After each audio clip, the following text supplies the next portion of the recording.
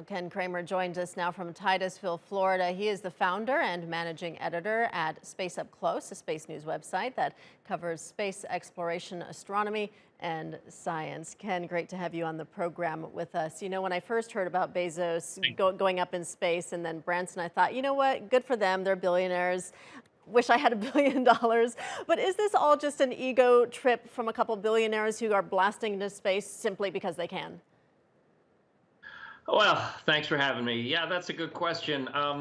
It is somewhat of an ego trip for them, but it's also great for people, average people who will actually get to experience space. You know, we just had the 10th anniversary of the last flight of the space shuttle yesterday, and I was with a bunch of the astronauts, and they were actually very happy that these alternative ways are coming up because more people will get to space and more people will see the fragility of space and just how we need to take care of the Earth.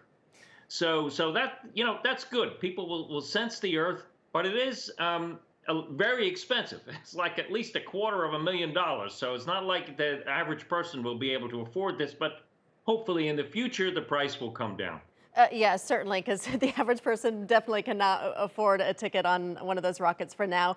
But what will be the benefit other than an average person being able to go up into space? I mean, is there anything scientific that we'll be able to gain from this?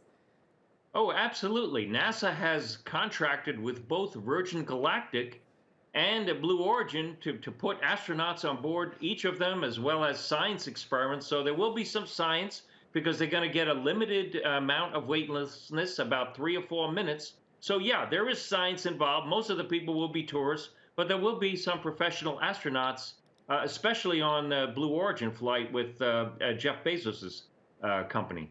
So what's involved with going into space? Because we know that astronauts are highly trained and educated. For the average space tourist, if this is what it's coming to, what kind of training or preparation would they need to go through? And what kind of training and preparation have Bezos and Branson likely gone through?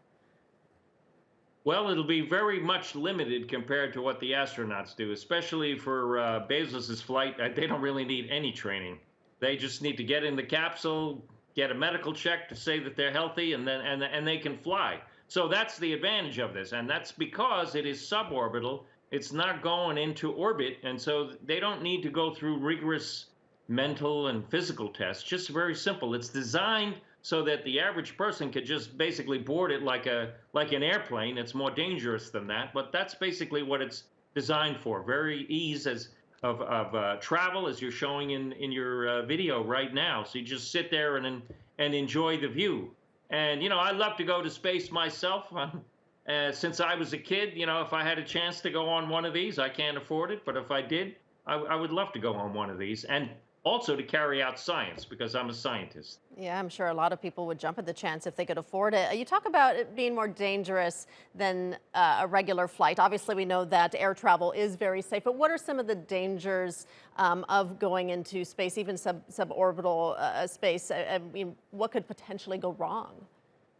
Well, a lot could go wrong. On Virgin Galactic, in fact, something went wrong in 2014 on one of their test flights, and the craft was destroyed. It crashed, and one of the two pilots on board was killed.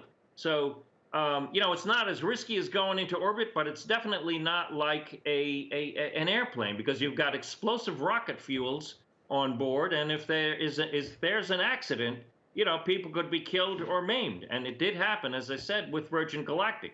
Now, this is the first test flight with Bezos. There hasn't been any humans on board before. So they're both putting their lives at a little bit of a risk, and anybody who goes on there definitely is. If there was a leak in the cabin, you know, that would be deadly too, because there's no air where they're going. You know, they're going to the edge of space and into space. So it's definitely not a zero risk.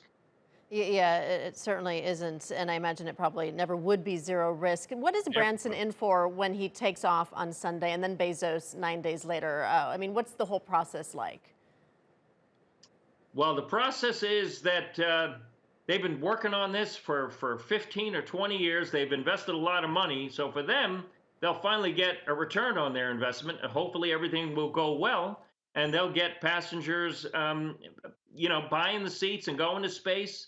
And as the other professional astronauts told me yesterday, you know, the more people we have go in space and experience what you're showing right now, the curvature of the Earth and seeing just how fragile the Earth is and seeing how thin our atmosphere is. It's going to be a really educational experience for anybody who takes that voyage. And hopefully, the result will be taking better care of the Earth and realizing climate change is real and we have to, minimize pollution and take care of the Earth. So I think that's probably the biggest benefit of all of this. I know that in particular was Jeff's hope, is that if people can leave the Earth and then see how small and fragile the Earth is, maybe they'll, when they return, will want to take better care of it. All right, Ken Kremer joining us from Titusville, Florida. Thank you so much.